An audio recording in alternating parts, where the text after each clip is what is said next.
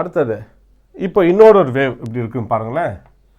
இதே போல் இருக்குது, some angle இருக்குது டி ஒய். ஸோ இப்படி ஒரு வேவ் இருக்குது. இது பாசிட்டிவ் ஆக்சிஸை ரெப்ரசன்ட் பண்ணுது, இது நெகட்டிவ் ஆக்சிஸை ரெப்ரசன்ட் பண்ணுது. ஓகேங்களா?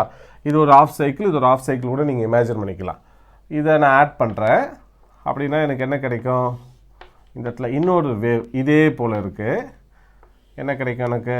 ரெண்டுத்தையும் நான் ஆட் பண்ணும்போது இதோட பேட்டர்ன் எப்படி இருக்கும் அப்படின்னு பார்த்தீங்கன்னா, இதுவும் ஒரு கன்ஸ்ட்ரக்டிவ் இன்டர்ஃபரன்ஸாக தான் இருக்கும்.